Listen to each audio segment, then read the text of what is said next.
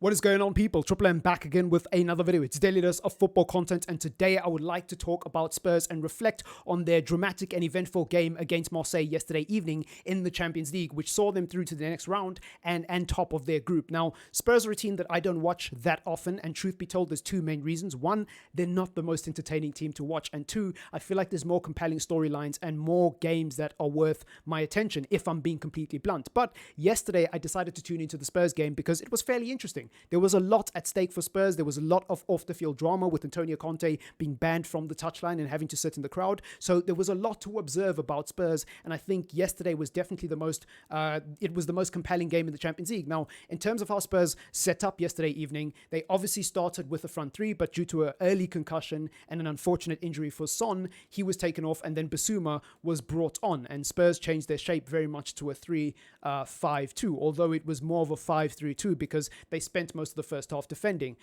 Yesterday's first half was probably the most horrendous period of football I have ever seen under Spurs, and that is not an overstatement. I've seen Spurs play under Nuno, I've seen Spurs play under Jose, and I've seen Spurs play even when it got bad towards the end of the Pochettino days. That was by far their worst half of football. I believe their first touch in the final third came in the 36th minute when they got a corner. That was their first successful touch into Marseille's final third. Then beyond that, they didn't have any for the rest of the half. So they only created one tangible threat in an entire 45-minute period. Marseille dominated the game, and what made it so easy for them to dominate the game was Spurs' overly pragmatic approach. They were playing very deep and very narrow, which meant that basically Marseille's plan, like any other team playing against a low block, was to try and bait Spurs players out, to try press and take the ball off of Marseille players. So let's just say Guendouzi's out here playing a little 1-2 with Tavares. They would try bait Bissouma into these wide areas to get the ball. And sometimes he did get the ball. He was very efficient at recovering the ball for Spurs yesterday evening, and I think that's why he was brought on. But most of the time, Marseille had freedom to either switch the play on this side, because again, when you're playing against a low block and you're playing between these two players, or you're recycling possession in this vicinity, you're trying to draw Spurs to come this side so that you leave your wide player on the opposite flank with tons of space to penetrate into. And what Marseille did really well yesterday is when they would whip in a cross, not all the time, but sometimes they would have four players running in. So the player who was on the opposite flank, who had just switched the ball across, would now make a run to come into the box. Now, they only did this a handful of times yesterday. Sometimes it was just Sanchez making the run. Sometimes it was just two players making the run. But a pattern I noticed throughout yesterday's game is even when Marseille weren't able to get the cross in because maybe Perisic cut down the cross, or maybe on the opposite flank, Sessegnon was able to cut off the cross, they were able to get at least 3 or 4 players into the box to try create an overload and disrupt Spurs' low block. I thought Dyer, Longley, Davies, and Lloris all did their parts to keep Marseille out for large periods of that game. They defended very admirably, the four of them, especially Eric Dyer. Now, obviously, Longley scored the goal, so his score rating or match rating, whatever you want to call it, is going to be high on a lot of statistical apps. I think on SofaScore, he had an 8 out of 10 or 7 out of 10. I know Dyer had a very high rating as well in comparison to his teammates. So those were the standout performers for me in terms of Spurs defensively, and obviously Yves Bissouma. Now, Højbjerg, you could throw him in there as well, because I think he put in a very work-like performance, and obviously he got that iconic late goal to seal the fate of Marseille and completely kick them out of the Champions League. And that was a very good goal by Højbjerg. That was a very good performance by Højbjerg. But I think an unsung hero for Spurs was definitely Ivan Perisic and Harry Kane. I think Ivan Perisic and Harry Kane, in moments in that game, especially in the second half where Spurs were a lot more open, Spurs obviously scored early on in the second half, and that opened up the game. So for context, for those of you who didn't watch the game was very open in the first half. The second half, sorry. The first half was very much one-sided. Marseille completely dominated Spurs. But in the second half, it was a lot more even. Now, Marseille was still the better team, but Spurs were creating tangible threats at the other end and penetrating the final third a lot more. And I think a big reason for that is even Perisic and Harry Kane. Their hold-up play yesterday was phenomenal. Their ability to produce something almost out of nothing is akin to some of the best players I've seen play the game. Now, that's more true of Harry Kane and Heung-min Son than it is of Ivan Perisic, but I think yesterday Ivan Perisic did his part. So I genuinely have no words to explain how good or how pivotal their performance was yesterday in getting Tottenham the 3 points.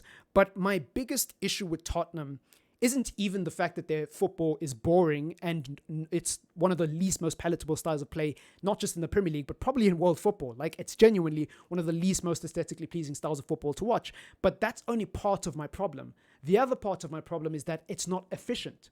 It's genuinely not efficient because Spurs have become extremely one-dimensional, kind of like United under Oli.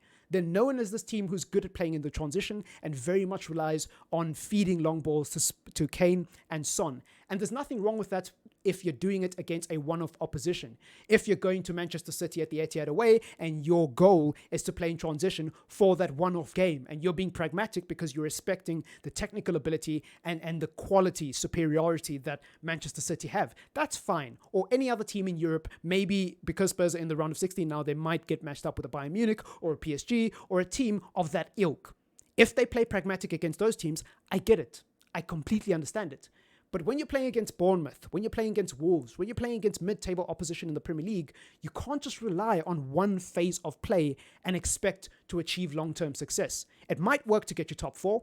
It might work to get you into the next round of the Champions League. It might work to get you deep into the Carabao Cup, maybe the FA Cup as well. But in terms of actually winning trophies and becoming a team that sustains long-term success, that is actually respected, you cannot rely on one passage of play or one phase of football. Football is played in different phases. There's transition, both defensively and offensively, but there's also restarts, like a goal kick, like winning the ball deep in your own half and the other team drops off and there's a natural reset of the game. There's moments in the game where you're not in transition, where neither team is in transition, and the onus is on you to play from the back and build up the field, whether that's through a long ball, short ball, a mix of the two, whatever, right? There's going to be moments in the game where you have to play football and you can't just rely on space in behind.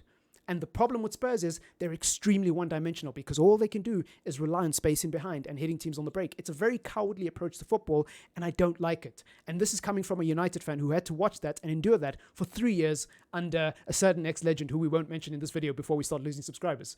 So, I'm not saying this from a place of saltiness. I'm not saying this from a place of a rival who doesn't understand Spurs' problems and doesn't understand where the club is at the moment. Yes, admittedly, I don't watch that many Spurs games, but I do watch a lot of other Premier League games. I'm not one of those United fans that just watches United and then comments about other teams based on what I see on Twitter. I actually watch a lot of football. I've been watching a lot of Arsenal this season. I've been watching Manchester City. I've been watching Chelsea with a very keen eye ever since the appointment of Graham Potter. But even shortly before then, I was watching a lot of their Champions League games under Tuchel and their league games under Tuchel as well. I've made so many videos about Chelsea, so many videos about Arsenal. I've even made videos about Liverpool because obviously as a United fan, watching Liverpool struggle this season is it's eye candy. It's nourishment to the soul. So I'm not one of those, United fans who's always got the red tinted glasses on and just, very much is biased towards other teams. I will give credit where credit is due and praise where praise is due.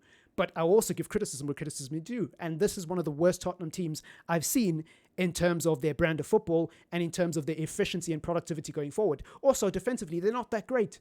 You guys concede a lot of chances. A lot of chances. Oppositions are creating an abnormal amount of chances against you and getting an abnormal amount of shots against you. And the data is there to prove it. So Spurs are, I don't know.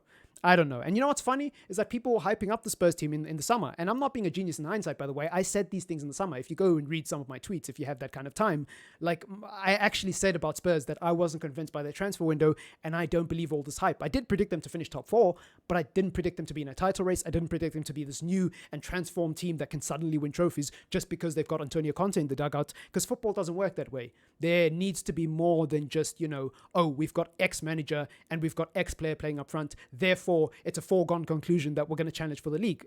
That's very basic analysis. Anyways, it's been your boy TripleM. I am waffling at this point, so I'm going to end the video. Let me know what you think in the comments if you want to. Leave a like if you want to support the channel. And of course, subscribe if you are new. Peace.